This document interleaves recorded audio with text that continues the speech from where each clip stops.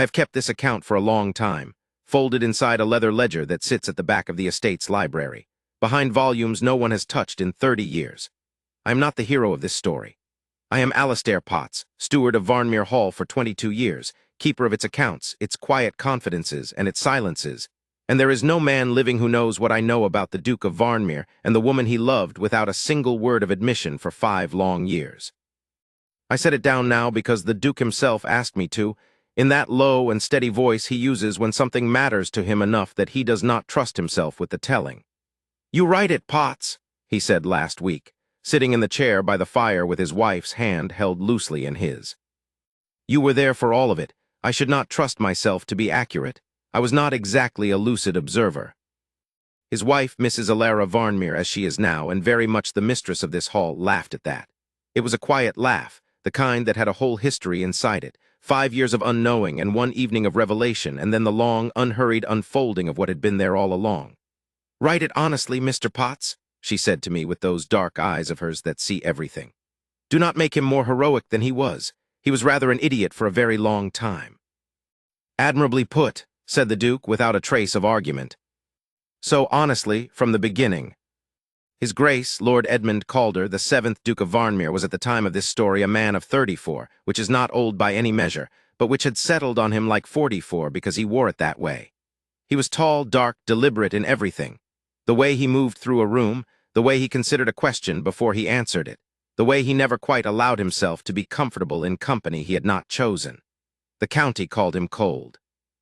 The London papers, when they bothered with him at all, called him remote. His tenants called him fair and left it there, which was the highest compliment most of them gave to any man. He was not cold, though I will admit he did nothing to correct the impression.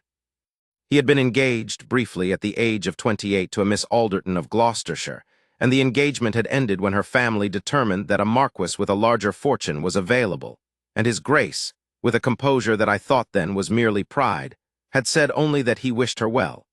I had worked for him 4 years at that point. I had never once seen him say a thing he did not mean. He meant it, he wished her well, he bore no resentment, and he simply closed that door and walked on. What he could not seem to do, in the years following, was open another. He was not a man who threw himself at grief. He was a man who carried it very quietly and did not mention it, which is in some respects more costly. He managed his estates with meticulous attention, attended what London gatherings were required of him, and conducted himself in all things with the unhurried precision of someone who has decided that the external life is the only one available to him, and has made it, accordingly, very orderly. Alara Voss came to Varnmere Hall in the autumn of his 33rd year, not as a guest and not precisely as a servant. She occupied that peculiar station that a great house sometimes requires, a lady's companion to his Grace's widowed aunt, the Dowager Lady Marin, who kept a suite of rooms in the east wing and required, as she put it with great elegance, someone with sense and a steady hand and no tendency to chatter. Mrs. Voss was a widow herself, young for it at 26, the wife of a country solicitor who had died of a fever 3 winters before. She had no family fortune, no great connections, and no expectation of moving in circles like ours. She had come to us through a modest agency, with 2 letters of recommendation, one from a vicar's household where she had spent a difficult winter keeping accounts, and one from the agency itself. And when I showed her in for her initial meeting with Lady Marin, the older woman had looked her over for 30 seconds and said, "She will do. Tell her she starts Monday." What I noticed first about Mrs. Voss was her steadiness. She did not fidget. She did not watch the room for signals about how to behave. She had a way of entering a space and simply being present in it fully, without apology and without any particular claim on attention. Her dress was plain and well-kept, dark blue wool, the kind of thing a woman wears when she has learned to spend carefully. Her hair was dark, pinned simply. Her face was not what London would have called fashionable beauty. It was a thoughtful face, a face with a quality of attention about it, as if the person behind it was always listening for something worth hearing. She was, in short, the kind of woman a man like the Duke would not notice at a ball. He would have been correct in one sense and entirely wrong in another. The first weeks she was with us, I doubt his Grace had occasion to speak to her at all beyond the common pleasantries of a house where employer and companion exist in separate orbits. Lady Marin kept her occupied. She read aloud in the mornings, accompanied the Dowager on her slow walks through the lower garden, managed her correspondence, argued with her gently about whether she ought to attempt the stairs in wet weather, and in the evening sat quietly at the edge of whatever gathering was happening in the drawing room, present but unobtrusive, like a piece of furniture that had the unusual quality of radiating calm. She read in her private hours. She borrowed from the household library without asking permission, because no one had told her she needed permission, and she had the practical intelligence of someone who does not invent obstacles. She walked when she had the time, not for the walk's sake exactly, but in the purposeful way of a person whose mind needed movement to settle.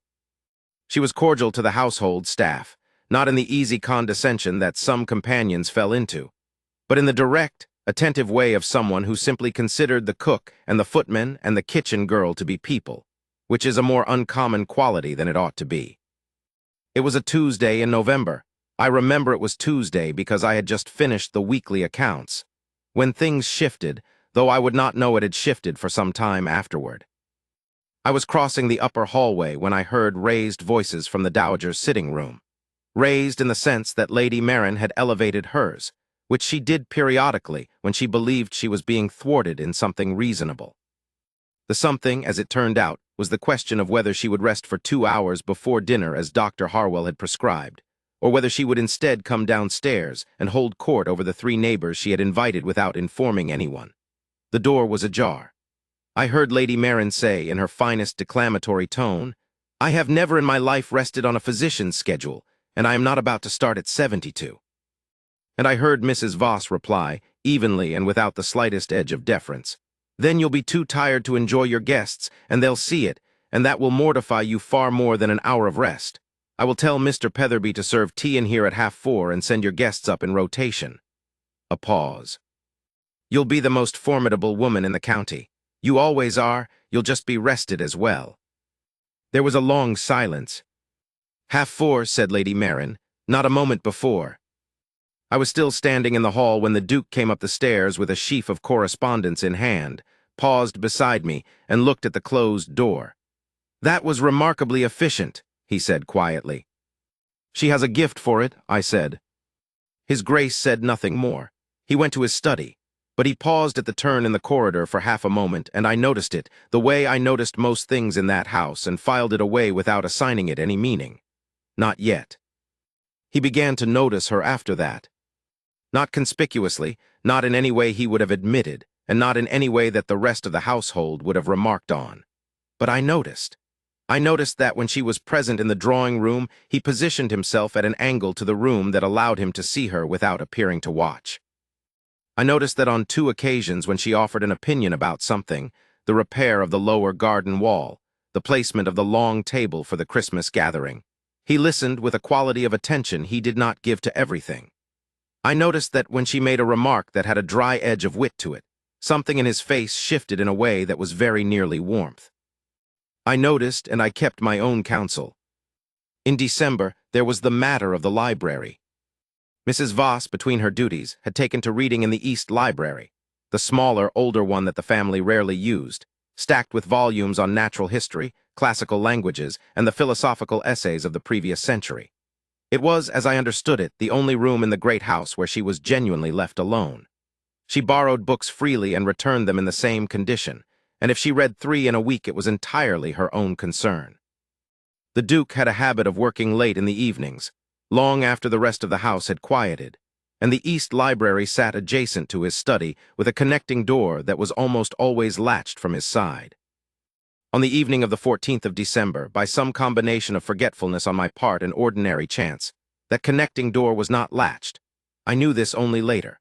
What I know is that Mrs. Voss was in the library that evening with a volume of Latin verse she had been attempting to make sense of. She had studied it only passingly in her girlhood, and had been working through the book slowly for a fortnight, and that the Duke, at some point, came through the connecting door and found her there. I have the account from both of them now, separately, and they agree on the particulars. She looked up and said with composure that she hoped she was not intruding. He said that the library was available to all members of the household, and she was welcome. She told him she had been attempting to construe the 6th ode of the 2nd book, which was giving her some trouble with the ablative. He looked at the open page she held toward him, and after a pause said that he recalled it being a difficult piece, and that the edition she had was not the most helpful for the ablative passages specifically. There was a better annotated one on the upper shelf that his tutor had used with him at 18. He found it, he brought it to the table and opened it to the relevant page. She thanked him, he said it was no trouble. He set the better book beside her and turned to go back to his study. She said, reading the annotation he had found for her, "Oh, yes. That makes the whole construction clear." And then, without looking up, "Did you find the second book difficult when you studied it?" He paused. Then he sat down, across the table from her, and said that he had found the fifth ode particularly obtuse, and that his tutor had declared him hopeless at the elegiac couplets, which he had subsequently spent an embarrassing number of hours perfecting out of sheer stubbornness. She looked up at that, the corner of her mouth moved. "That is very human of you, Your Grace," she said.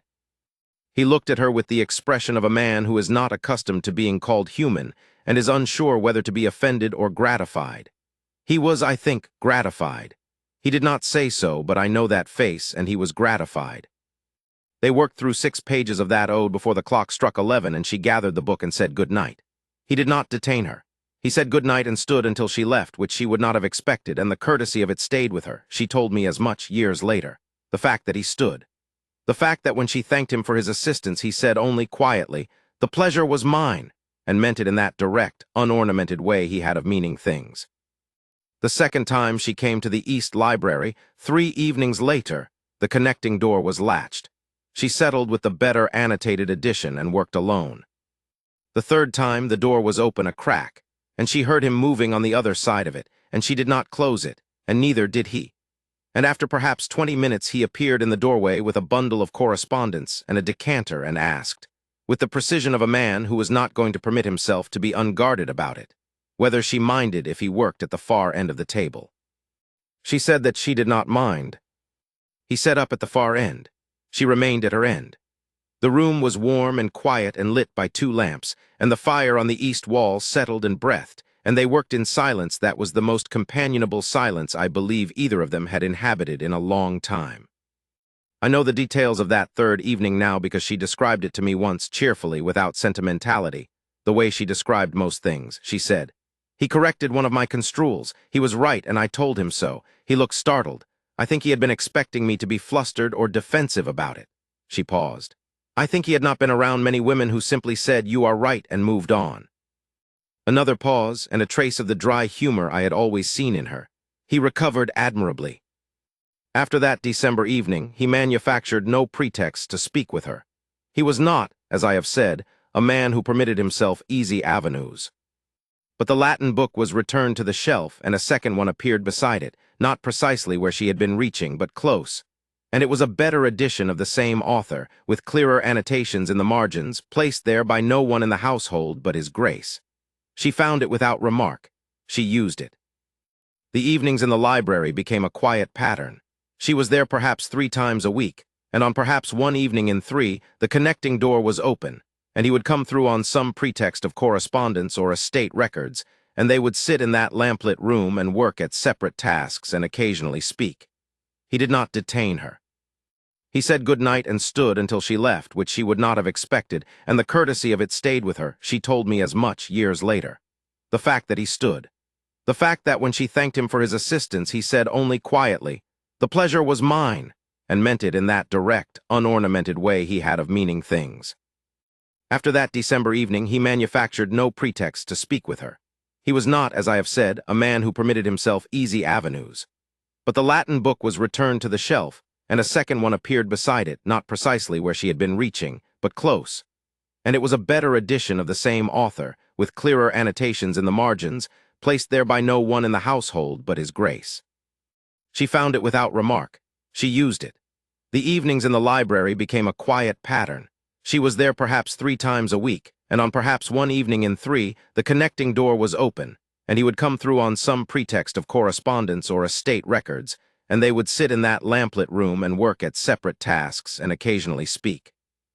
Not about anything remarkable, not about themselves, about the Latin, about the natural history volumes on the upper shelf, about whether Lady Marin's plan to host a midsummer party was, architecturally speaking, workable given the state of the East Terrace. About the tenants' drainage problem in the North Field, which she had heard discussed at table, and which she had an opinion about that turned out to be the correct one. About a book on the cultivation of winter crops that she had found on the lower shelf, and which she had been reading with what he called, one evening, clearly amused, an alarming depth of agricultural interest for a lady's companion. She told him that she had grown up in a household where the kitchen garden was the difference between comfort and difficulty, and that she had learned early that the Latin and the turnips were both worth knowing. He looked at her for a moment after she said that, with that directness he had when something landed with him. "I suspect that is true of rather more things than are usually acknowledged in polite company," he said. "Most things of actual value," she agreed. He was quiet for a moment. Then, "I think you may be the most practical person in this house, Mrs. Voss." She said, not unkindly, "That is not a very competitive field, Your Grace." Something in his face released, not a smile exactly, but the landscape of one, the way a face looks when it has decided it will permit something. He went back to his correspondence. She went back to her agricultural treatise. The candles burned low and the fire settled, and neither of them said anything more for the rest of that evening. And I believe, from what I know of both of them now, that it was one of the more contented hours either of them had spent in a great while, and that they would not, at the time, have admitted it even to themselves. There were other evenings. There was an evening in early February when she asked him about the estate's history, how long the Calder family had held Varnmere, what the original house had been like before it was rebuilt, and he answered in more detail than he usually gave about anything personal, because she asked with the quality of genuine interest rather than polite inquiry, and because the history of the house was a thing he knew and cared about in that private, settled way of a person who is deeply rooted somewhere. He told her about the third Duke, who had built the East Wing and the library, and who had apparently been a considerable Latin scholar in his own right, which explained the collection. She said she had noticed the breadth of it and had been curious about its origin. He said that the third Duke had also, by all family accounts, been a man of few words and considerable stubbornness, and that he had spent 7 years acquiring a particular edition of Cicero that was apparently available from a Florentine seller who took a strong personal objection to selling it. She said, "Did he get it?" He said, "Eventually. The family has a letter from the seller congratulating himself on holding out as long as he did." The corner of her mouth moved. "A worthy adversary." "Precisely what the third Duke said," he told her. "Almost exactly those words." They looked at each other across the table for a moment in the lamplit room, and something in that shared amusement, the small thing, the shared delight in the stubborn ancestor and the recalcitrant Florentine, was the kind of moment that does not announce itself but is somehow the thing that matters. "I know this because she told me so years later." She said, "That was the evening I stopped pretending I had imagined it." He was falling.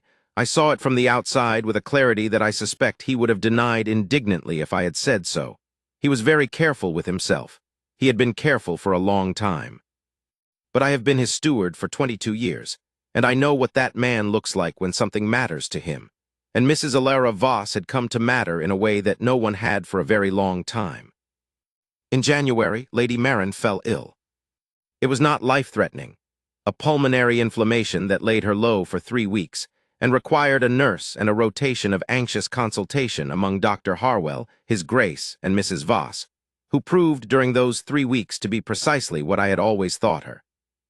Utterly steady under pressure, practical, warm without sentimentality, and possessed of an absolute commitment to the Dowager's comfort that the older woman would later describe, from her recovery, as the only tolerable thing about being ill.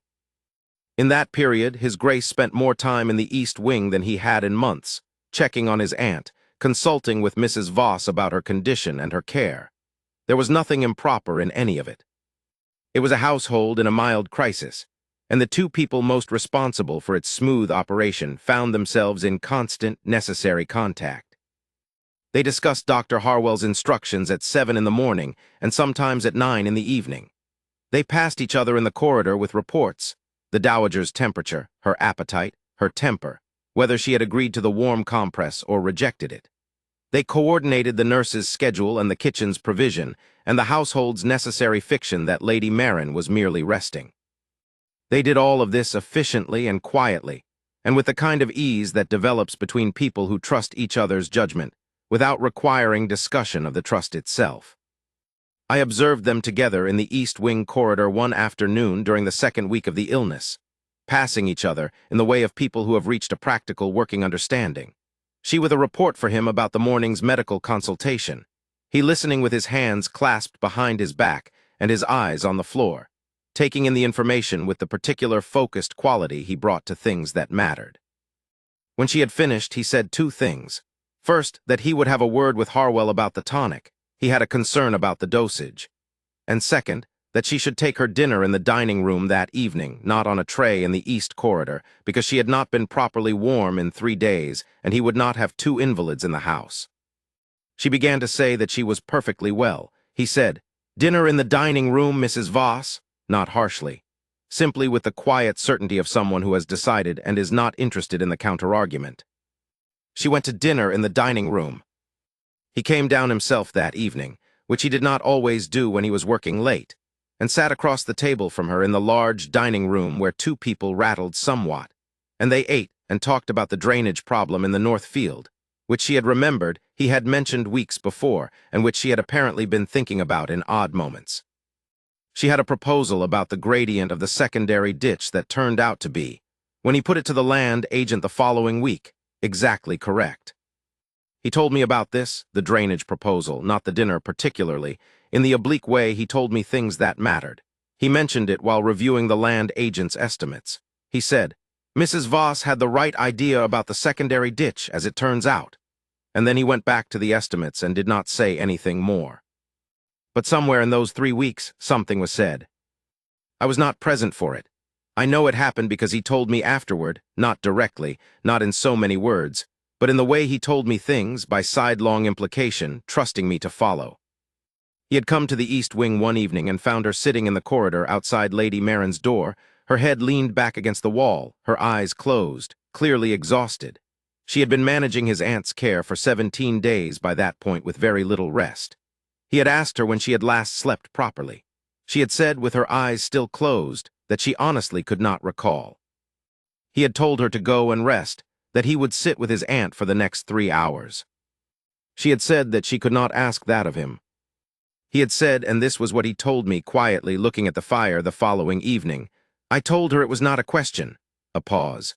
She opened her eyes. She looked at me for a long moment. And then she said, "Thank you, Your Grace. That is very kind." And she said it in a way that made me feel that no one had been very kind to her in a great while. He did not say anything more than that. He did not need to, I understood. What I understood further and did not say was that by that evening in the corridor he had already, without knowing it, moved into a territory from which there was no comfortable retreat. He had felt it himself, I believe that. But he was the 7th Duke of Varnmere, and she was a widow of modest means employed in his household. And the distance between those two facts was, by every convention he had been raised in, absolute. He was not the kind of man who disregarded convention merely because it inconvenienced him. He was, in fact, precisely the kind of man who would hold himself to convention as a form of honor toward the person the convention was designed to protect. He could not speak to her about the thing taking place inside himself without it becoming a pressure on her. She could not refuse a duke easily, she could not disagree easily, and she deserved above all things to be free of that kind of difficulty. So he said nothing. He was careful. He stayed on his side of the door. But he knew, and I believed watching her that she suspected. February arrived, and with it a communication that I have turned over in my mind 1,000 times since. It came from a Mr. Anstell, a solicitor in Dorchester, addressed to me in my steward's capacity, and it set out that a modest annuity had been arranged for a named woman in Bath, to be funded from a private source and administered through my office. The communication included the specific mechanism, a note drawn on the estate accounts each quarter, remitted anonymously through Anstell, and it was written in a way that contained no explanatory note, nothing extraneous, only the practical particulars. It was accompanied by separate instructions in the Duke's handwriting. I recognized the hand. I knew the handwriting. I had read 10,000 letters in it. I filed the communication and asked no questions. This was not the first time I had quietly administered an act of anonymous charity on His Grace's behalf. He had done similar things for tenants and for causes he did not wish to publicize, and I took it as nothing extraordinary. It was only later that I understood what it meant. In March, Mrs. Voss received a letter. I did not see its contents. I was in the hall when she came from her room with it. She must have had it already an hour, because her composure, always remarkable, was the composure of a person who has held something difficult for a while and brought it to stillness. She asked to speak with Lady Maren.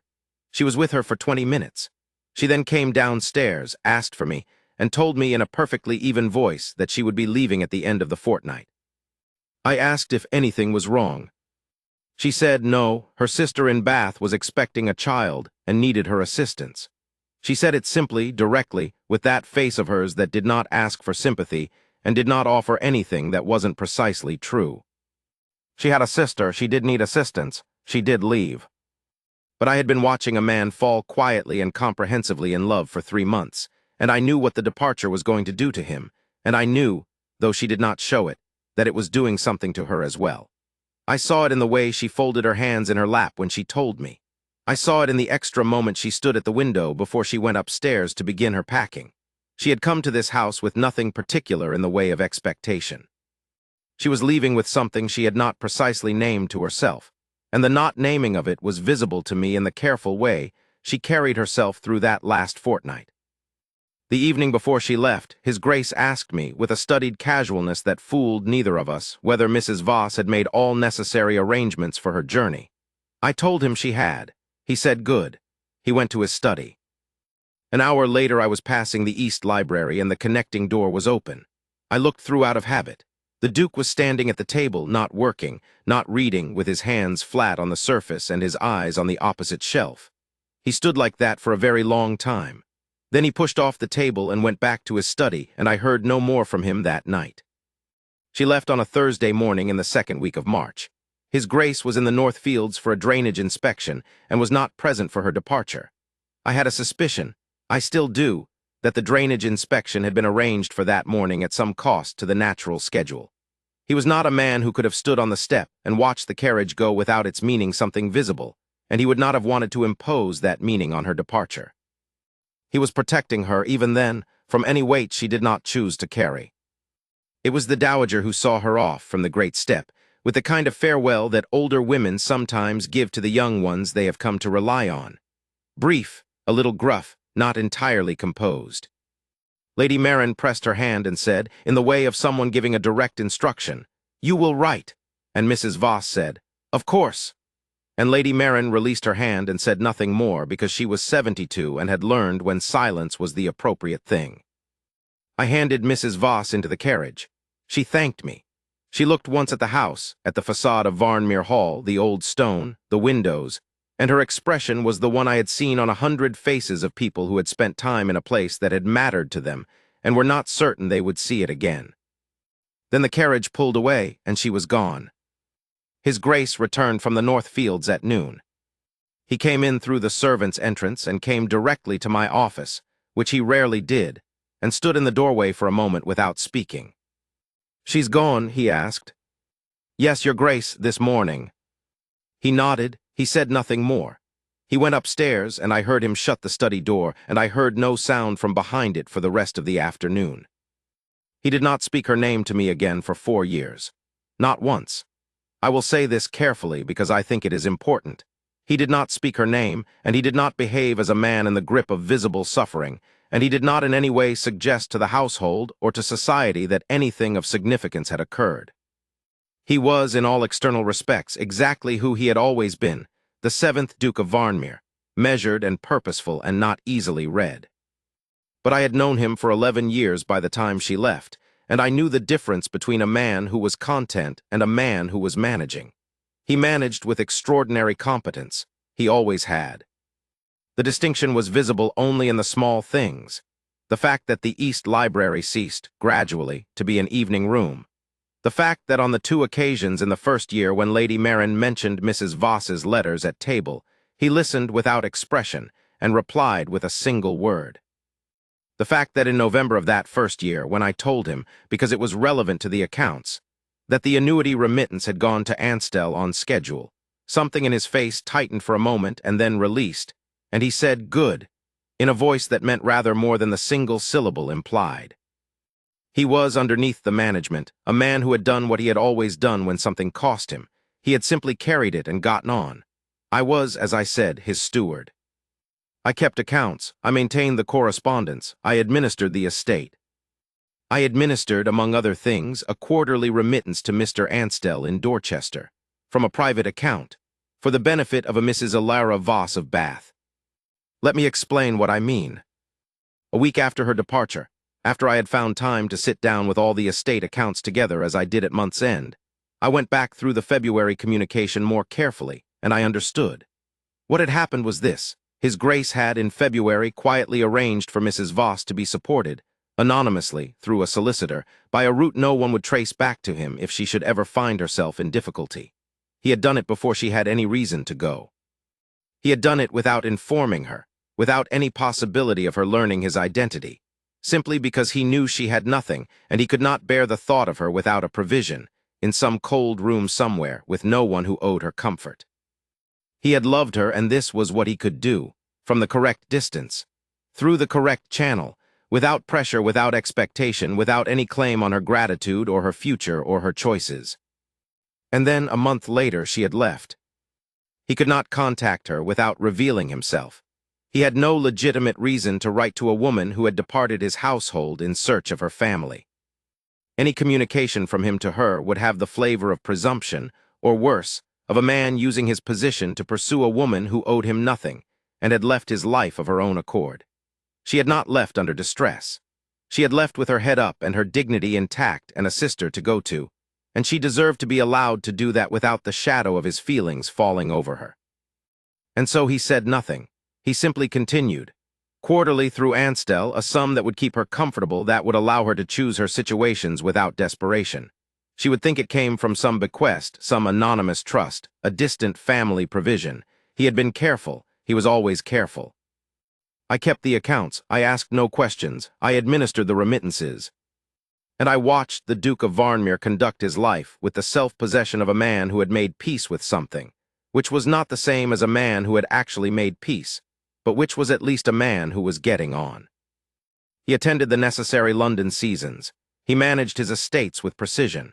He was kind to his tenants, scrupulous in his dealings, and a remarkably good host when occasion required it. 3 mothers brought daughters to his attention. He was polite to the daughters. He was not discourteous, but neither was he anything beyond polite, and eventually the attempts tapered off. He threw himself, in those years, into the work of the estates in a way that even I found exhausting to observe. He undertook improvements to the northern tenancies that had been delayed for a generation. He negotiated a new drainage easement across the neighboring estate that required 6 months of careful legal maneuvering. He reorganized the timber management, replanted the kitchen gardens, arranged the repair of the eastern cottages, and reviewed and revised every long-standing tenancy agreement on the property from first principles. It was the most thorough period of estate management Varnmere Hall had seen in 50 years. I understood it as the same thing I had understood in his face when he stood at the library table with his hands flat on the surface, a man who had a great deal of feeling and no channel for it, and who had learned, over a long life of considerable discipline, to funnel it into work. The tenants benefited. The property improved substantially, and the Duke of Varnmere did not, in any of those years, look entirely at ease in his own house. The East Library he still used. It was his, after all. But I noticed in the first year that he did not go there in the evenings as he had. He kept to the main study.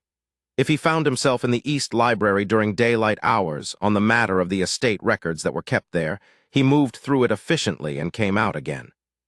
The better annotated Latin volumes she had used were still on the shelf where she had left them. He had not moved them. I did not point this out. Lady Marin, who had recovered from her illness and was more formidable than ever, said to him once, over tea in the East Wing, in my hearing, "You are going to be a very respectable and very solitary old man, Edmund." He said, "I am content, Aunt." She looked at him in the way old women sometimes do when they are deciding whether to say the thing. She decided against it. She drank her tea.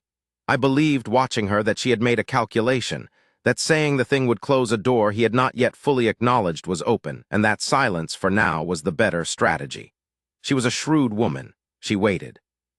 2 years in, I received a communication from Anstel, not a routine remittance notice, but a letter informing me that Mrs. Voss had written to inquire about the source of the annuity. Anstel reported that he had followed his instructions precisely. He had told her the funds came from a charitable trust administered by his office, and that the trust's particulars were confidential. She had, he wrote, expressed her gratitude, though she had also expressed her discomfort at receiving funds from a source she could not identify. Anstel asked whether there were any further instructions. I wrote back that there were none. I told His Grace that evening that Anstel had written with an administrative matter regarding the annuity, and that all was in order. He said yes. Good. I watched his face as he said it. He was watching the fire. I will say honestly that his face in that moment was a study in the cost of saying nothing when you want very badly to say something. He knew she had written to ask. He knew she was troubled by the anonymity. He could have instructed Anstel to disclose. He did not. He held himself to his original terms, which were that the gift be given without leverage, without expectation, without any claim on her person.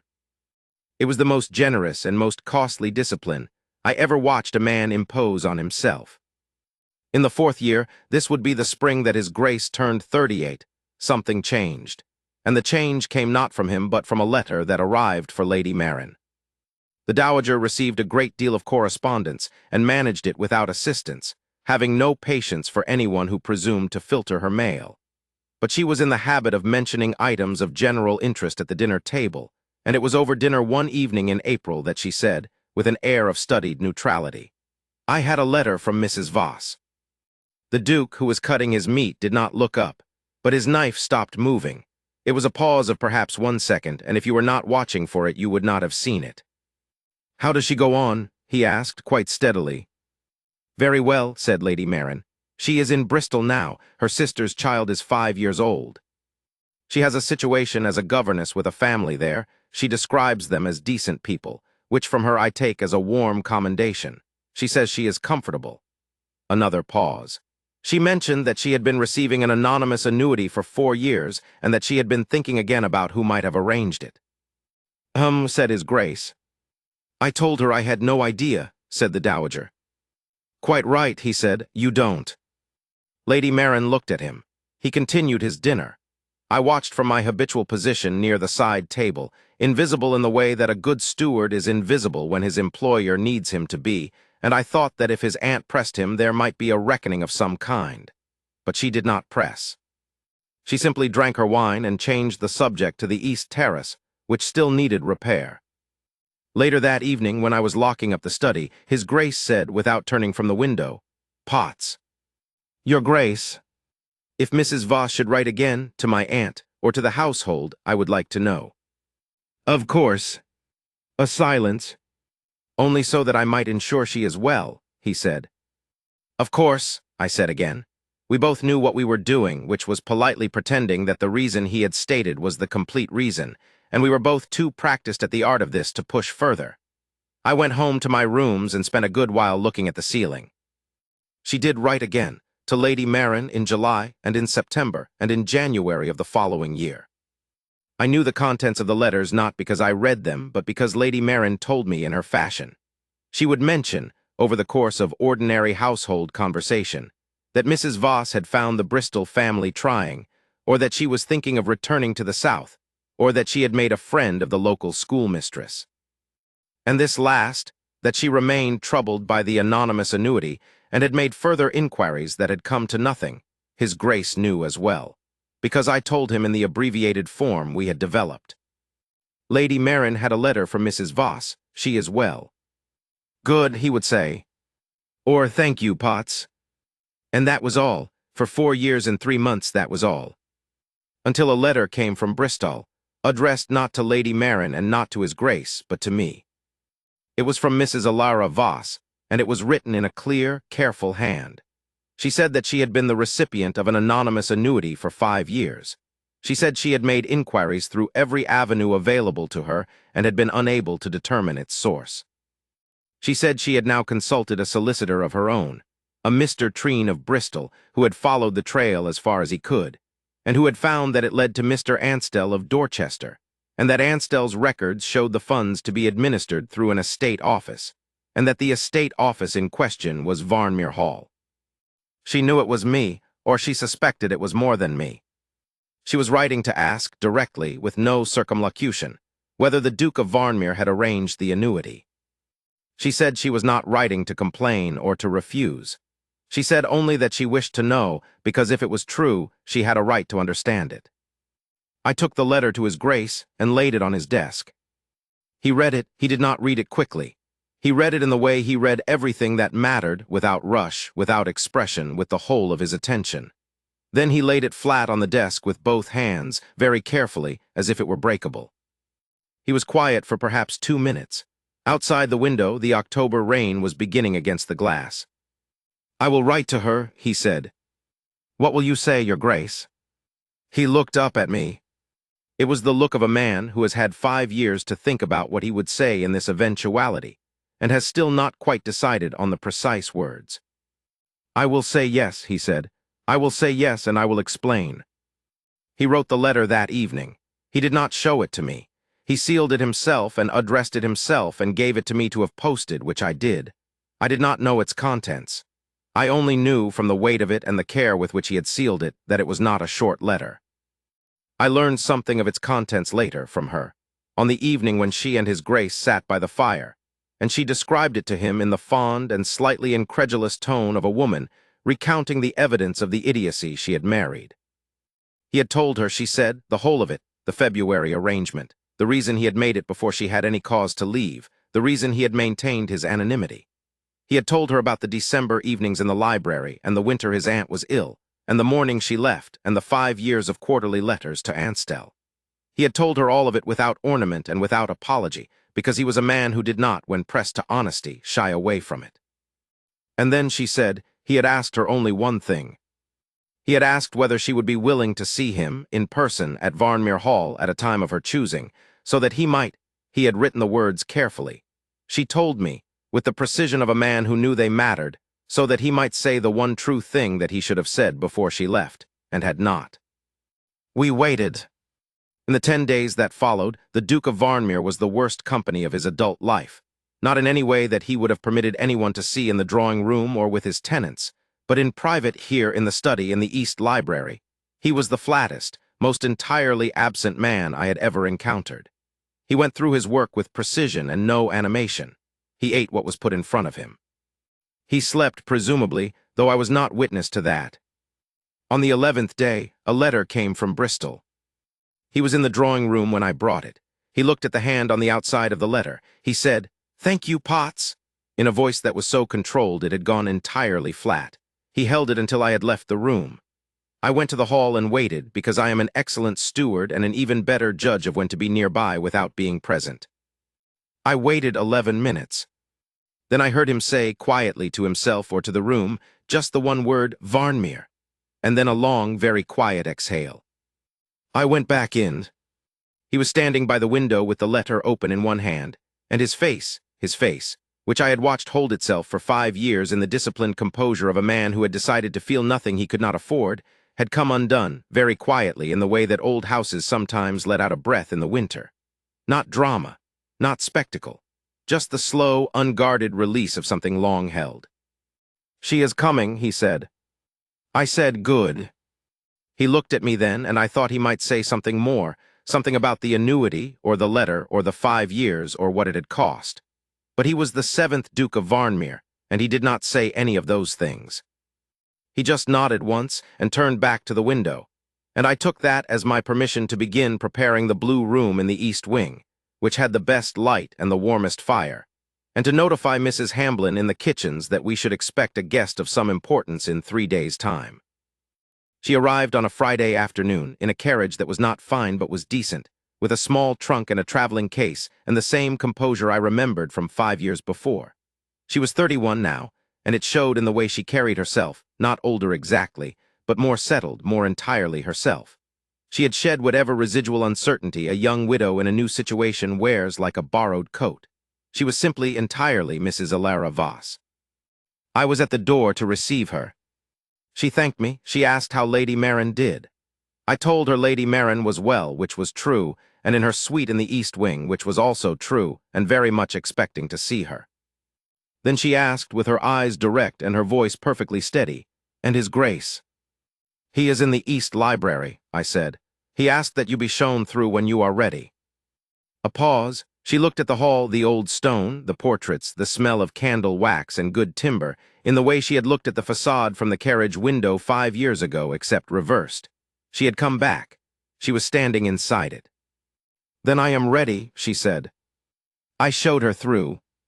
I will not pretend I did not linger in the corridor outside the East Library. I am an old man and a witness, and I had waited a very long time for this, and I will not apologize for it. The door was ajar. I could not see them, but I could hear. I heard her come in. I heard the quiet that followed, the pause that happens when two people who have been careful for years find themselves in the same room with the reason for the caution. His voice, when it came, was low, "Mrs. Voss." "And hers, Your Grace." Then nothing for a long moment. Then he said, "I owe you an explanation." She said, "You do." I could hear him, hear the quality of the silence around him, the kind that happens when a man assembles something he has been thinking about for a very long time. He said, "In the February before you left, before I had any reason to believe you would go, I arranged for a fund to be held in your name, through Anstel, because you had no family provision and I wished to know that you were not in a position of necessity." A pause. "It was not, I want you to understand, intended as a manipulation. I told myself at the time that it was simply—" He stopped. Then more quietly, "I told myself a number of things at the time that I did not entirely believe." Another silence. "You could have told me it was from you," she said, "when I left or after." "I know. Why didn't you?" A long pause. Then, "Because I did not want you to feel that you were in a position of obligation to me. Because that was the last thing I wanted." "And what," she said very carefully, "is the first thing you wanted?" The corridor was very still. When he spoke, it was in a voice I had not heard from him in 5 years, not the measured voice, not the Duke's voice, but the voice of a man who has put down something very heavy and is speaking without the weight of it. "I wanted to know that you were well. I wanted to know that if there was ever a night when you were cold or afraid or without what you needed, that I had done what I could, at a distance, since I could not." He stopped again. "Since you could not what?" she asked. And then, after the longest pause of all, "Since I had no right to be anything other than your former employer. Since I had been in those months whatever I had been and you had left, and I had not said the one true thing, and by the time I understood that I should have, you were already in Bath and I was. I was the Duke of Varnmere, which sounds like a reason but is not one." A very long silence. Then her voice, "What was the one true thing?" He said it, I heard it, there in the corridor, and I will not set it down here because it was not for me. It was for her. It was quiet and direct, and it contained no artifice, and it was the kind of thing you say when you have had 5 years to understand what you feel and one evening to find the words. And when the words come out, they are simpler than you expected, because the truth is always simpler than the preparation for it. I heard her say, after a moment, "I thought it was from gratitude, the annuity. I thought you felt you owed me something for Lady Marin." He said, "That is part of what I let you believe. I am sorry for it." "And the library," she said, "the Latin books, the evenings." "Yes," he said. I thought she stopped. Then, I thought I had imagined it. I convinced myself I had, because it seemed, because there was no reason for a man like you to. "There was every reason," he said. "I simply could not find the words, and then you went, and I told myself it was better, cleaner." "Was it?" Her voice was not accusing. It was something else, something old and worn and careful, the voice of a woman who has held something for a long time without putting it down. "No," he said. "Not by any measure." Another silence, a different kind. I decided then that I had heard enough to do my duty as a steward and a witness, which was to know that the thing was going in the right direction, and that what was happening on the other side of the door was private, and not mine to witness further. I pushed off the wall and went back toward the main hall, walking, I confess, with a somewhat lighter step than I had used in a good many years. I met Lady Marin coming along the east corridor in the opposite direction, leaning on her stick, with the expression of a woman who is navigating toward information and finds obstacles irritating. Well, she said. They are in the library, I said. She stopped, she looked at me. Together? Yes, my lady. She nodded once with the particular satisfaction of someone who has been right about something for a very long time. I shall take my tea in my rooms today, she said, and if anyone asks where they are, you know nothing. I rarely know anything of consequence, my lady, I said. She snorted and turned back the way she had come. That evening the Duke came to find me in my office as the candles were guttering low. He sat, which he rarely did, in my office, and he was not composed in his usual way, but he was something better, which was easy. He looked like a man who had put down a great deal. She has agreed to stay for a fortnight, he said, as Lady Maren's guest, to allow things to proceed properly. Very sensible, I said. She wished to make clear that she had not come with any expectation, he said. That she came for the answer and that she does not intend to. He seemed to recognize that he was circling the thing. She is very proper, he said finally. She is, I agreed. It is one of the many things, he stopped. Then, I have a great deal to do, I think, in a fortnight. I would not waste time, I said. He looked at me with the expression he used when he was deciding whether to be amused. He decided to be amused. It was a good look on him. It occurred to me, seeing it, that I had not seen it in quite some time. No, he said, I don't intend to. He stood, straightened his coat, and went back to the house. The fortnight was not an ordeal. I watched it from the edges, as I watch everything. The breakfasts where she and his Grace arrived at the same moment and took their tea at the same end of the table, talking about nothing in particular with the ease of people who have reached a ground beyond formality. The afternoon walk through the lower garden that was presented as an inspection of the south wall repair, but which lasted considerably longer than the south wall required. The evening in the drawing-room where she sat with her book, and he sat with his correspondence, and Lady Maren sat between them with her needlework, and the acute expression of a woman who is watching something very satisfying unfold. He asked her about Bristol. She told him about the family, the children, who were good-hearted but trying, the schoolmistress friend, who was sharp and funny, the small rooms she rented near the cathedral, which had a window that caught the afternoon light. He listened with his whole attention, as if what she was saying was the most interesting thing in any room. She asked him about the estate. He told her about the North Fields, finally sorted the drainage solution she had suggested at dinner during Lady Maren's illness. He told her, and she looked at him with a slight arrested expression. And he said yes, that solution, the secondary ditch, and she said she had not been certain he had taken it seriously. And he said very seriously, it had saved considerable expense. She seemed pleased in the quiet way. She was pleased by things, without performance. She asked about the East Terrace. He told her about Lady Maren's East Terrace campaign, which he had at last capitulated on. She asked about the timber management, which he had apparently written about in some detail in the letter he had sent her. And I noted with some private interest that the letter had been detailed enough that she knew about the timber, and they talked about it for 20 minutes with a thoroughness that would have bored most people at a dinner table, and which clearly satisfied both of them completely. She listened in the way she always had, not politely, not with the performance of interest, but with the actual thing.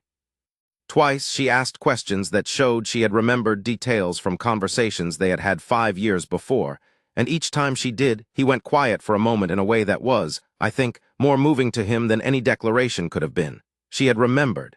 She had carried it. She had not imagined it. The East Library, she asked to use it on the 4th day of the fortnight, and he said of course. She found the Latin books still on the shelf in the same order. She found the better annotated edition exactly where she had left it.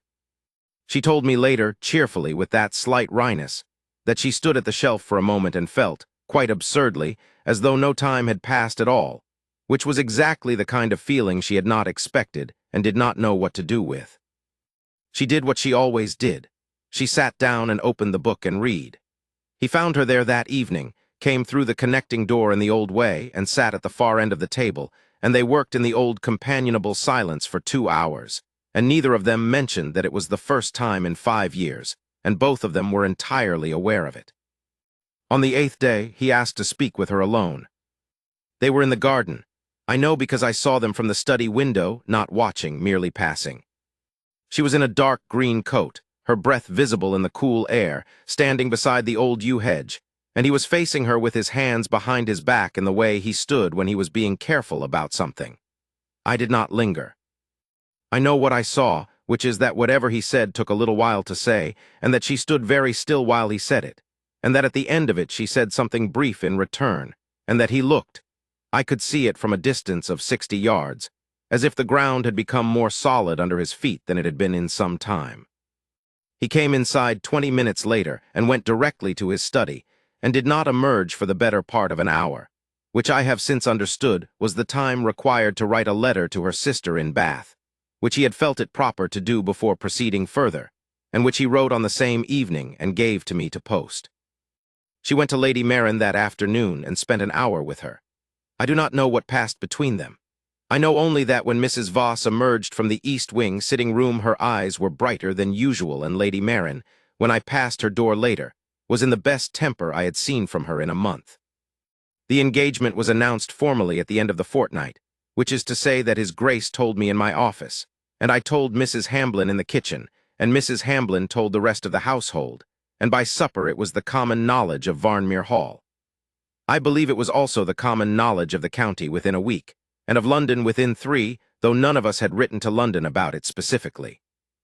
The wedding was in February in the small chapel on the estate, not a large affair, not a London ceremony, not anything that the county would have called fashionable.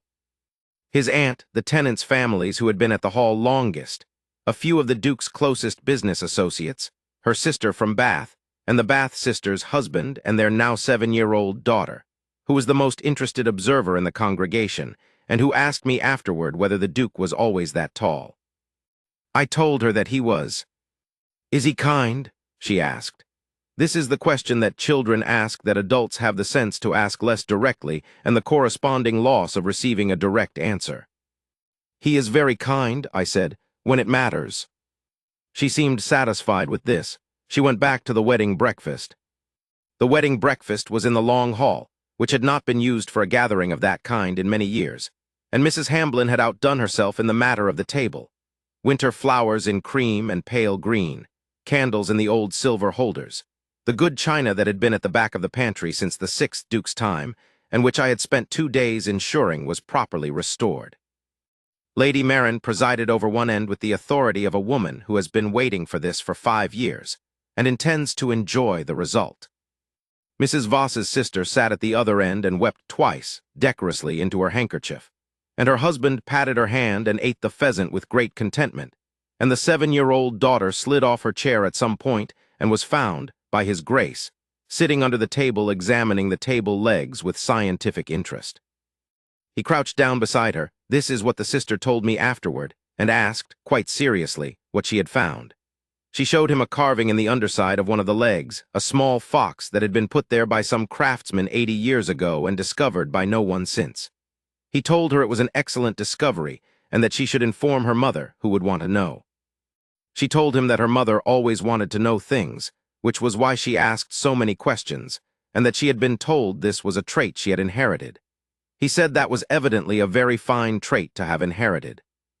The child studied him for a moment in the way that children study things they are trying to classify. Then she said, "You love Aunt Alara, don't you?" He said, "Very much." She seemed satisfied. She came back out from under the table. The chapel was cold in February, which it always was, and the candles were the old ones from the brass sticks that had been in the family since the 4th Duke, and there was a quality of thin winter light through the south windows that fell on the 2 of them at the altar in a way that was, if I am being the witness I was asked to be, very fine. She had no veil. She had no ruined gown, no sneering society, no one who had mocked her or sold her or turned her out. She had simply been a woman who came to a house and did her work and was quiet and capable and present, and had been seen in that quiet by a man who did not know how to say so and had instead said nothing for 5 years and written her name on an account in Dorchester. He was not precisely heroic. He was a man who had been afraid, not of her, not of what he felt, but of the older thing, the weight of the previous door he had closed at 28, and the decision, made without full awareness, to protect himself from any further closing. He had arranged the annuity the way he arranged everything that mattered to him when he did not know how to speak plainly, quietly, through proper channels, with no expectation of acknowledgement or thanks. It was, in its way, the most honest thing he could have done, because it was the one act that he could not have pretended was anything other than what it was. He had loved her, without permission, without prospect, without any reasonable expectation of an outcome. He had simply loved her and done the one small thing he could do, and carried it for 5 years in the East Library, and the steward's account books and the quarterly remittances to Ansdell of Dorchester. When I handed him the ring at the appropriate moment in the ceremony, I had been made to serve in this capacity, which I considered both an honor and a mild imposition. He took it in the careful, deliberate way he took everything, and he held it for 1 second before he turned to her, and in that second I saw on his face, very briefly and then gone, the look of a man who had been ready to carry something alone for the rest of his life and had just been told he did not have to. He did not say her name in the ceremony, as the vow prescribed. He said it once after, quietly, as they turned together from the altar, just her name, and it was the most private and most public thing I had ever heard him say. I walked out of the chapel into the February air and stood there for a moment and thought that in 22 years of service to a man I respected enormously and understood imperfectly, I had now understood at least this much, that the things which matter most are almost never the things that announce themselves. They are the quiet ones, the open doors. The Latin books moved a shelf across. The quarterly letter to Ansdell, written in a hand I had known for 20 years, that said nothing and said everything. She became the mistress of Varnmere Hall without ceremony and without difficulty, because she had always been, in the way that mattered, the woman who belonged in it. The steadiness of her, the quiet attention, the practical kindness that had managed Lady Maren through a fever and a duke, through 5 years of silence, and a marriage chapel through a February morning. Lady Maren, who did not in general soften her opinions, told me 6 months later that she had known from the fortnight in which Mrs. Voss first came to the house. She walked in, she said, and she sat down and she was simply here. That is very rare. A pause. Edmund took longer than necessary to notice it, but then men of that kind always do. She did not explain what she meant by men of that kind. I thought I understood. His Grace, the 7th Duke of Varnmere, is at the time of this writing a man of 41, and he is happy. Not in the performed way, not in the way of a man who has achieved what society required of him. In the quieter, solider way. The way of a man who had something taken from him once and rebuilt himself carefully around the absence of it, and then discovered, very late, that it had not been taken after all, but had simply been somewhere else. She is in the garden now, I am told, with Lady Maren, who is 77 and more formidable than ever, and who has transferred her dependence from Mrs. Voss, the companion, to Mrs. Varnmere, the mistress of the house, without any acknowledgement that the transfer represents a concession. His Grace is in the North Fields, inspecting the fence line. He will be back before supper. He always is these days. He has not been late for supper once in 14 months. I have written this account at his request. I have tried to be accurate, and I have tried to be fair to both of them, to the man who was careful with his heart to the point of silence, and to the woman who came here with nothing and left with less than she might have said, and who came back because she had a right to an answer and because, I think, though she did not say this, and I do not know that she would, the house had mattered to her in the way that some places do when they are the first places where someone has been genuinely, quietly seen. He loved her in the only way he knew how, which was imperfectly and at a distance and with complete conviction. She came back and said so, and he said yes, and the East Library still has the Latin books with the better annotations, and the fire in the West drawing-room is always lit now by 6 o'clock, and the great house runs as it has always run, steadily and well, and by people who have learned that the things worth keeping require only this, the patience to say what is true before the time for saying it runs out.